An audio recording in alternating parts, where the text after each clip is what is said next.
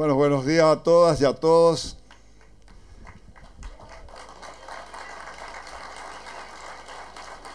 La verdad que después de escuchar a todos, porque hoy hablaron todos los locales, parece. Habló la compañera que está estudiando en Formosa y que es del centro y que es de acá. Habló el ministro de Salud que también es de aquí. Y bueno, entonces es muy fácil hablar desde ese punto de vista. Pero pese a todo eso, él era muy joven. Entonces por eso se olvidó de algunas personas muy importantes. Se olvidó de Chelín Romero. Se le olvidó de Octavio Acosta, que una siesta a las 2 de la tarde estaba sentando ladrillo arriba de un andamio. Y yo hablé con él y bajó y hablamos. Después están los jóvenes, por supuesto, Calilo Palacio, ese es un héroe del peronismo de este lugar, porque él afiliaba en esa época, tenía que afiliar, y él tenía un caballo tordillo, y sobre ese caballo tordillo él visitaba chacra por chacra para afiliar a la gente, porque teníamos que reconstruir el partido justicialista. Todavía estaban los militares.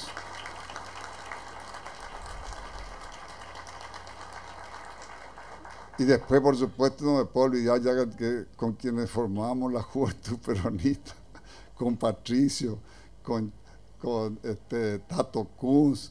Bueno, éramos pocos. Por supuesto que en la historia esa que contó, es cierto, le contó el compañero Aníbal. Yo fui a visitarle, pues yo lo conocía a don Eulogio. Pues yo le conocía antes de ir a estudiar en la facultad. Porque yo me recibí en la secundaria y me quedé 2 años a trabajar. Y él era muy amigo de mi hermano. Y venía, entonces yo vine aquí a hablar con él. Él era del registro civil. Pero aparte del registro civil, en esa época se vendía vacuna porque había que vacunar por la aftosa. Y él vendía la vacuna y yo le traía vacuna a él para que él venda. Entonces yo lo conocía desde ahí. Entonces le pregunto, y don Eulogio no podía sacar mucho la cara porque él estaba todavía al proceso militar. Entonces le pregunto, don Eulogio, ¿y a quién yo le puedo ver acá en la zona de Villahermosa, por ejemplo? Y me mandó a hablar con Gerardo García. Gerardo García. Y así fuimos armando. No era fácil aquí, ¿eh? No, era fácil. Y el primer intendente aquí no fue peronista. Encima estaba en la Casa Romay. Y don Hugo Romay no era peronista, era bien gorilita. Y ahí trabajaba su cuñado, que era Chelín, o Cheli Romero. Era empleado. Y entonces él, cuando salía de trabajar de siesta, salía a afiliar. Y después cuando terminaba la noche, no le dejaba porque le tenía marcado. Era su cuñado, pero la tiranía estaba presente. Bueno, le quería recordar, por supuesto, no puedo olvidarme de Úrsula Ayala, que era enfermera, trabajaba en el hospital viejo, de Marina Ocampo. ¿Cómo me puedo olvidar de todas ellas? De todas ellas, digo, como si fueran que eran un montón. No, éramos poquitos éramos. Y después, así, poquito a poco, fuimos haciendo lo que es hoy el peronismo en nuestra zona. A mí me alegra verlo a todos, porque aquí somos toda una gran familia. Aquí no es Laguna nada más. Esto es una región. 3 Lagunas, Riachos, Espinillo, Buenavista, Nainé, Laguna Blanca, todo es una región. Aquí somos todos, todo una familia grande que estamos en distintas colonias, vamos a llamarle, que así era antes. Ahora cada lugar tiene su pueblo, ciudad, qué sé yo, todo lo que se ha transformado. Yo quiero, antes de hablarle un poco de política en serio, quiero recordarles que el operativo siempre es un operativo que no trabaja hoy solamente, se trabaja durante la semana y se hace distintas cosas, se arreglan algunas cosas que faltan, vienen las empresas que tienen que hacer ese trabajo de mantenimiento y también ahí nos vamos enterando de cosas que los ministros a veces nos salen a visitar para saber qué pasa. Yo sé que ustedes lo quieren mucho al ministro de Educación. No me vayan a hacer la contra ahora y por quererlo mucho no le vayan a votar. No, vótenlo mucho y así lo mandamos y cambiamos de ministro. Vótenlo.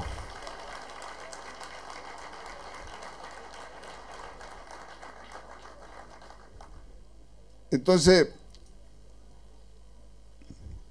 no le voy a aburrir yo con todo lo que se hizo, pero sí le voy a decir obra finalizada, la obra inicial. La obra inicial, por ejemplo, es la construcción de la EPEP 108 de Laguna Gallo.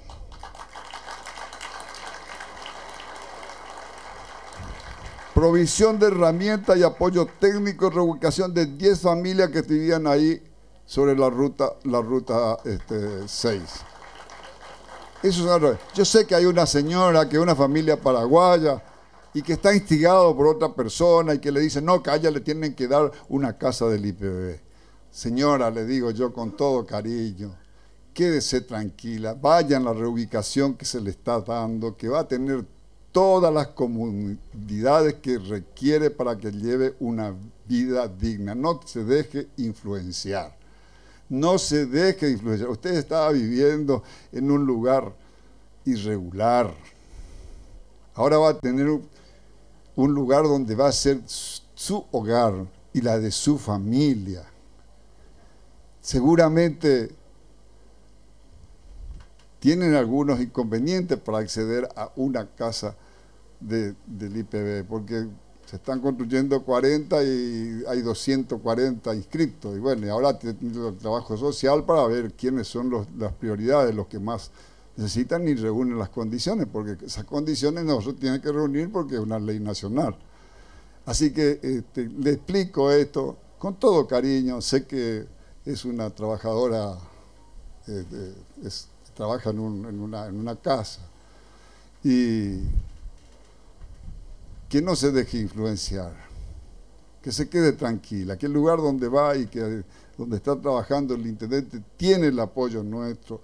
Estuvo el ministro de Planificación, va a tener el sistema eléctrico, va a tener agua, va a tener todo lo que se necesita para que se viva cómodamente. Ahí donde estaban no era lo más correcto. Estaba en un espacio que nunca iba a ser de ellos, porque ese es un espacio que le corresponde a vialidad provincial. Y es por eso que justamente tiene que abandonar, porque vieron ustedes, antes sí, el caminito era chico, cuando estaba bravo, que va a implementar, bueno, tiene que tener ciertas dimensiones que hay que respetar. Bueno, obras que están en ejecución. La construcción del Centro de Salud de Laguna Galla está en el 20% de ejecución. La construcción de la pileta municipal está en el 60%. La construcción del CDI, del Centro de Desarrollo Infantil, está en un 90%. La construcción de 40 viviendas está en el 75%. Y como le dije, hay 244 familias inscritas. Ahora, de ahí tienen que quedar 40. Que por supuesto el trabajo social que tiene que hacer el IPB, tiene que hacer con justicia, dar al que corresponde. Ahí no hay distingo de ninguna naturaleza, sino simplemente que reúna las condiciones que tienen que reunir. No importa si sea de quién fuera. Muy bien. La nueva planta de agua potable de 100 metros cúbicos hora. Y hoy tenían 150 metros cúbicos día. Y ahora van a tener, cuando esté la nueva planta, van a tener 100 metros cúbicos, o sea, 100.000 litros por hora. Imagínense la diferencia, 150 metros cúbicos día es lo que tienen hoy. O sea que va a ser una planta que va a poder abastecer otros barrios que a lo mejor hoy no están recibiendo. Bueno, así que con esta obra que están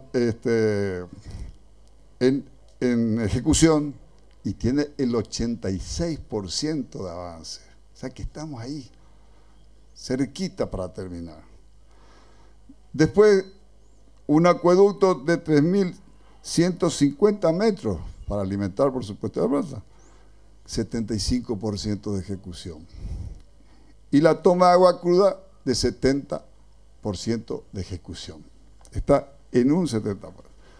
El reservorio tiene o va a tener 194.250 metros cúbicos y está en el 62% de ejecución. Esto es para, yo sé, la impaciencia de la gente, no tenemos que olvidarnos que hemos pasado una sequía terrible, bueno, a veces los camiones no dan abasto, a veces también hay algún problema de rapidez entre los grupos, y entonces, no, si este de acá, no, por favor, le pido yo. Si nos decimos peronistas, tenemos que tener unidad de concepción. Porque si no tenemos unidad de concepción, no vamos a tener unidad de acción. Y si nos decimos peronistas y nos peleamos, es porque no lo somos y estamos persiguiendo otros intereses totalmente diferentes. El peronismo siempre une.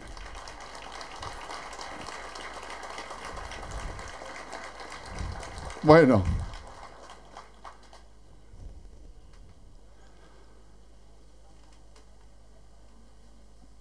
No les voy a hablar de la Ruta 6,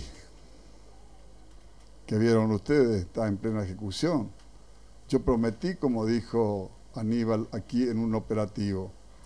Y hubo un poblador, no recuerdo el apellido, que me reclamó y yo le dije, estamos por hacer. Y yo, encima con todo cariño, agarro y le hago, lo vamos a hacer, le dije, y le hice así. Después en las redes sociales me mató, dijo que yo le pegué, que yo... Bueno, ahora me doy cuenta, porque ahora pregunto, le digo, ¿está fulano? Que en aquella oportunidad, no, me dice, ahora está trabajando para Poltrón y para Milei. Ah, bueno, entonces ahora entiendo. Ahora vine hoy y me enteré por qué se enojó tanto. Siempre se nota de una idea. Bueno, pero las obras que me solicitaron recién, el tema del polideportivo, para esta escuela, el polideportivo también para la escuela de agrotecnia, también vamos a hacer. Como también le digo, ya, que por ahí debe estar el director de Vialidad Nacional, el presidente de Vialidad, es el ingeniero Cafa, que es un funcionario muy activo, que va a hacer el trabajo de bacheo que falta de Ruta 3 de aquí hasta Espinillo, que también es un pedido. Evidentemente que algunos viajan mucho a Espinillo. Bueno. Pero, ¿qué le quiero decir? Ahora sí le quiero hablar de política.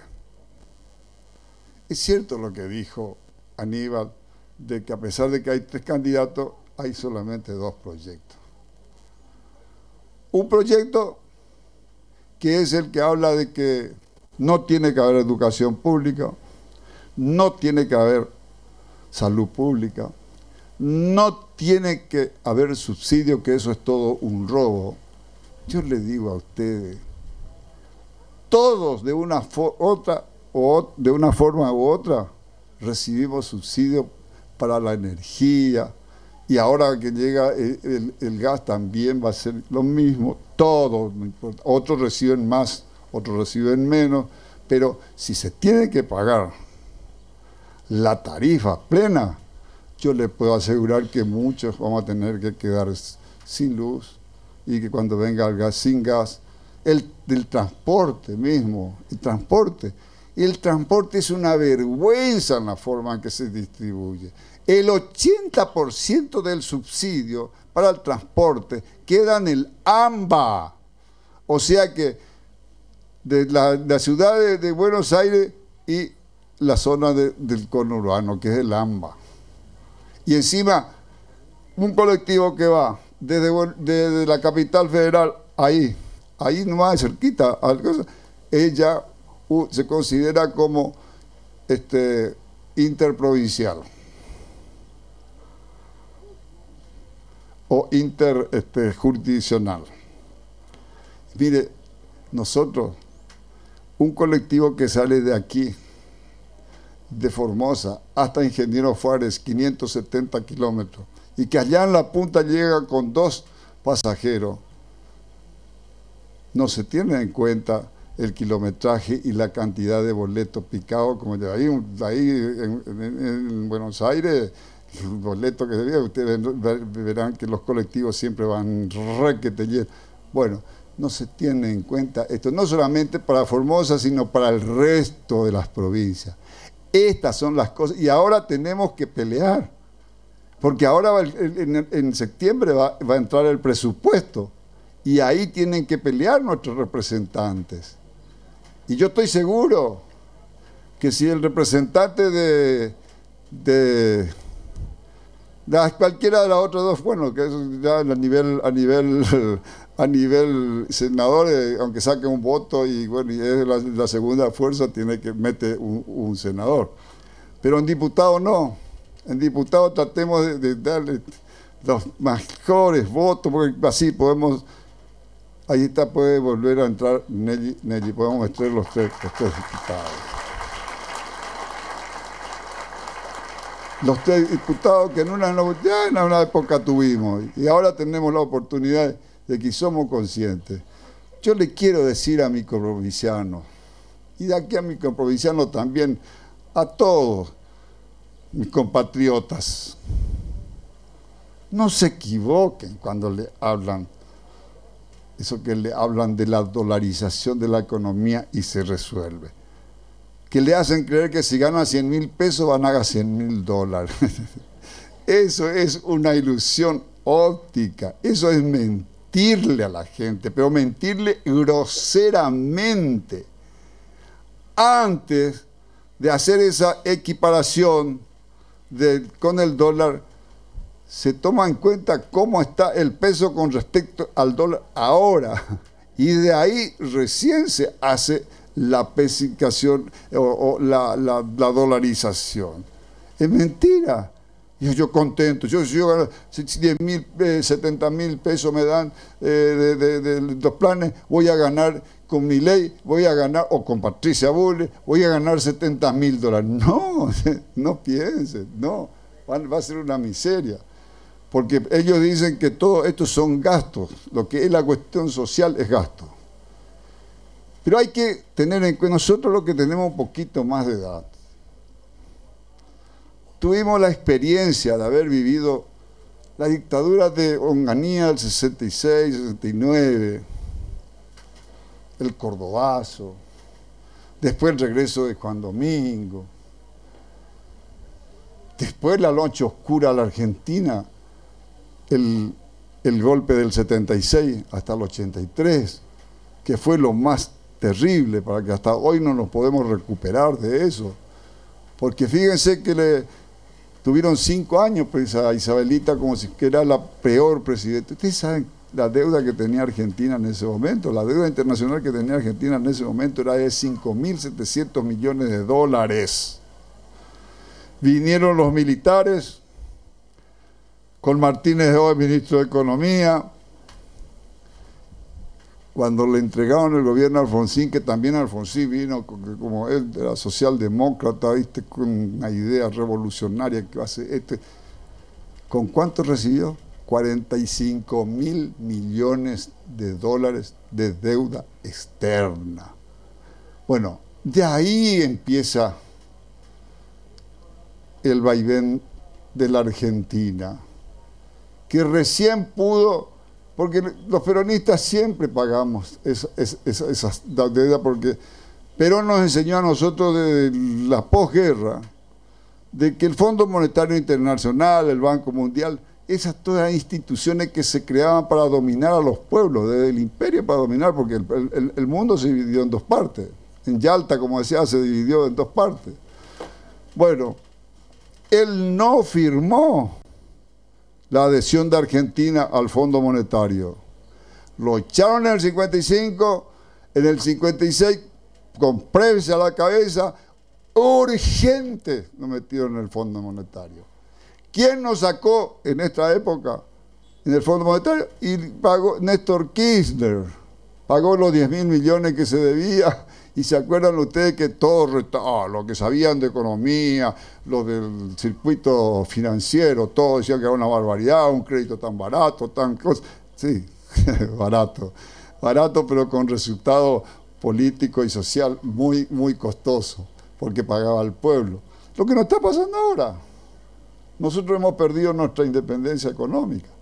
Y al perder nuestra independencia económica, ¿qué perdimos? Perdimos nuestra soberanía política.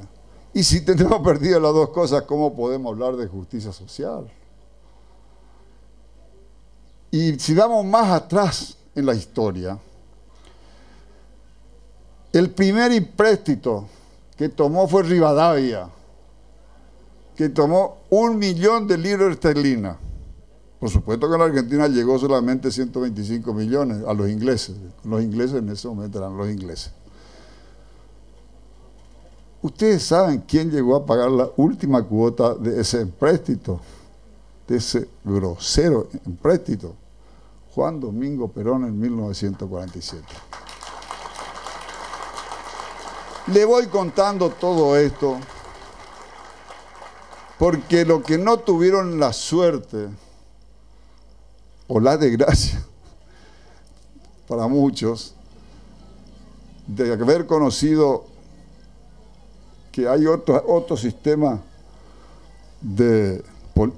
político de gobernar, que uno es la dictadura y el otro el sistema democrático. ¿Qué pasa con los que nacieron del 83 en adelante?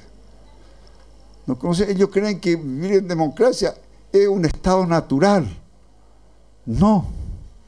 Esto es lo que está en peligro ahora con estos personajes. Está perdido el sistema democrático, está en peligro. ¿Y sabe por qué le digo yo que está en peligro el gobierno, el sistema democrático? No porque a mí se me ocurra ni que yo soy apocalíptico ni nada por el estilo. Todas las medidas que ellos dicen que van a hacer en un sistema democrático no se puede hacer. Directamente le digo, es imposible. Pero sí es posible con un sistema dictatorial. Y a mí me llama poderosamente la atención, porque todos hablamos de eso de que cuando dijo Evita, en donde hay una necesidad nace un derecho, y que Milei dijo de que eso es un robo, que eso es mentira. Pero lo de Milei, todos sabemos ahora. Pero parece que no olvidamos que hubo un actor importante que dijo antes, nada menos que el vicepresidente de la Corte Suprema de Justicia.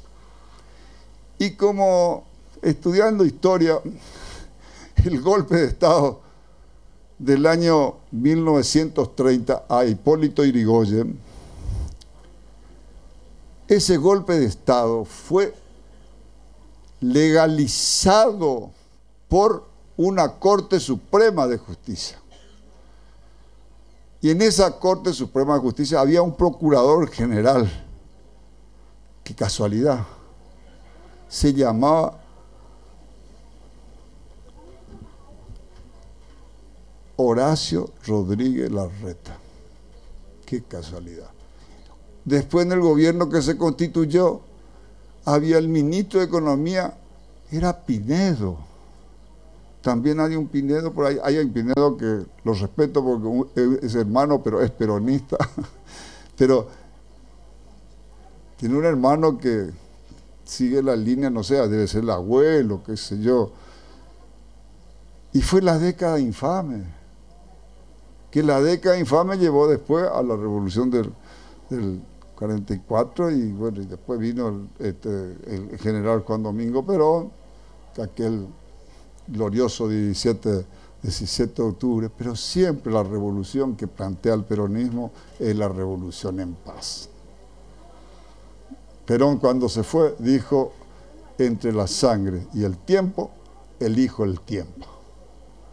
Y lo cumplió, pensando en que los que quedaban no iban a hacer todo lo que hicieron.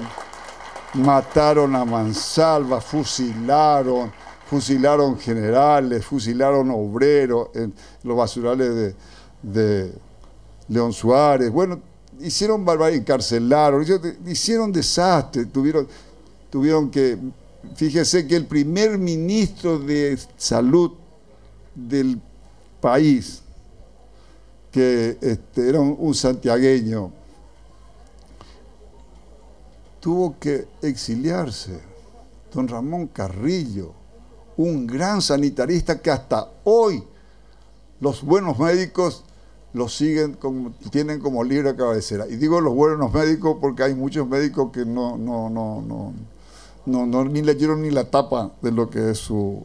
No digo para ofenderlo ni nada por el estilo, pero para saber lo que es sanitarismo y saber valorar lo que es la atención primaria de la salud, tiene que mirarlo y leerlo al Ramón Carrillo. Murió en una pobreza en Belén, un estado ya en un pueblito de Brasil. ¿Y qué le imputaban? Le imputaban que había gastado de más combustible, no sé. Esas cosas no tenemos que olvidarnos. No tenemos que olvidarnos de estas cosas. Estas son historias que ocurrieron en el país y puede volver a ocurrir. Yo honestamente le digo que hoy estamos en esta disyuntiva. Por eso vengo a pedirle a ustedes que trabajemos todos, casa por casa, y a los que están confundidos, porque hoy las redes sociales y los medios masivos de comunicación pesan mucho. Pero yo creo que pesa mucho más la militancia cuerpo a cuerpo, que es lo que nosotros sabemos hacer.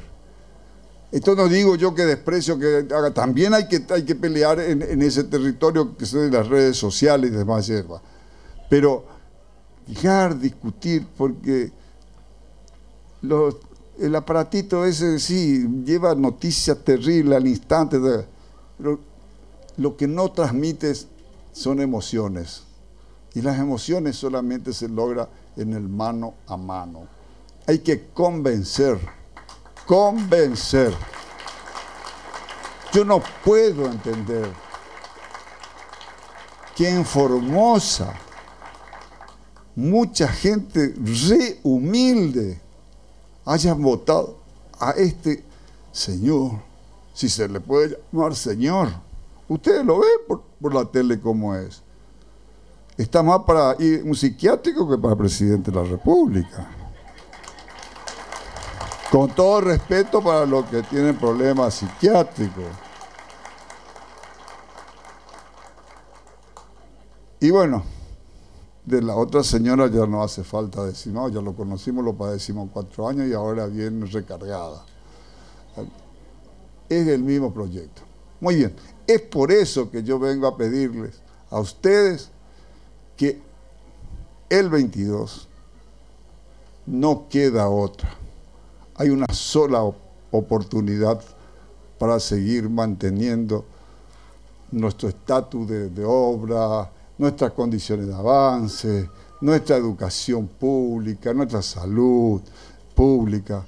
Y hablando de salud pública, ahora recuerdo, ayer escuché a un periodista que dice que el gobernador se jacta de decir, y yo lo repito, que el mejor sistema de salud pública tiene la provincia de Formosa. Y le quiero aclarar algo. Dice, pero ahí hay fulano que hoy está siendo atendido en el hospital italiano, que es el lugar donde gobierna Larreta. Sí es cierto que está en el italiano, pero le quiero contar que yo hablo de salud pública. El italiano no es un hospital de servicio público, es de servicio privado. Yo digo público. No hay, créanme, no existe en nuestra provincia lo que tenemos aquí. Y esto no es para que ningún compañero, colega se ofendan por lo que yo estoy diciendo. Solamente le quiero transmitir a ustedes para que todos los trabajadores de la salud defiendan este sistema. Y la mejor forma de defender es con la atención. No que porque el director o la directora o no sé quién diablo o el médico se le paga por la guardia, pero no es guardia activa, supuestamente cobra como guardia activa, pero va y está en la casa, y cuando viene un paciente hay que llamarlo a la casa, y encima se le llama por teléfono, y de ahí, ¿qué tiene?, le dice a la enfermera, y tal cosa, y de ahí, bueno, dale paracetamol, sin ver al paciente. Eso no es defender la salud pública. Y la educación pública es lo mismo. Yo conozco docentes y sé profesores que le dicen a sus chicos que tienen que seguirle a mi ley. Conozco, le dicen en clase y siguen siendo. ¿Y cómo una cosa? Esto hubiese sido una dictadura. Ese profesor no dura 2 segundos en una dictadura. Y no solo que no dura en su cargo, sino va a parar no sé en qué rincón. Así que imagínense, a nosotros nos tildan de que, o sea, a mí me tildan como que yo soy un dictador, que tengo 200 guardaespaldas. No tengo 200 guardaespaldas. Tengo más de 240.000 guardaespaldas, que es lo que votaron el pueblo el 25 de junio. Esos son, allá eso le tienen miedo.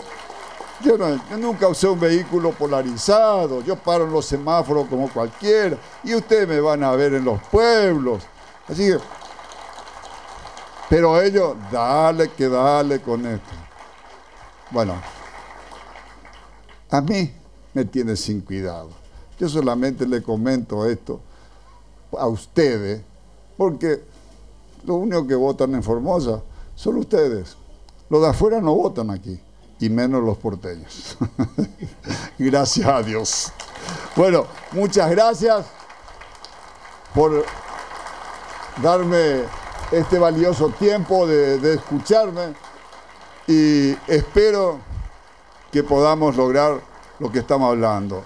4 años estuvimos, y es muy difícil para cualquier gobierno provincial de un signo diferente hacer cosas. No solamente debemos preocuparnos por los legisladores, porque uno puede tener todos los legisladores que quiera, que es bueno, que es importante tenerlo, pero el Ejecutivo, en compañía con la justicia, decreto de necesidad de urgencia, o un decreto que saca, como en el caso nuestro, un decreto que saca el presidente y va contra los intereses de alguna empresa. Esa empresa se presenta a un amigo juez, ¿y qué sacan? Sacan una medida cautelar. Entonces ese decreto no entra en vigencia. Y como ellos no tienen tiempo para fallar, eso pasa. Ellos siguen cobrando como quieren. Por ejemplo, esto ha ocurrido cuando se declaró como servicio público al servicio de comunicación, inmediatamente presentaron, y hasta hoy, si te he visto, no me acuerdo. Pues muchas gracias y que Dios y la Virgen nos sigan bendiciendo.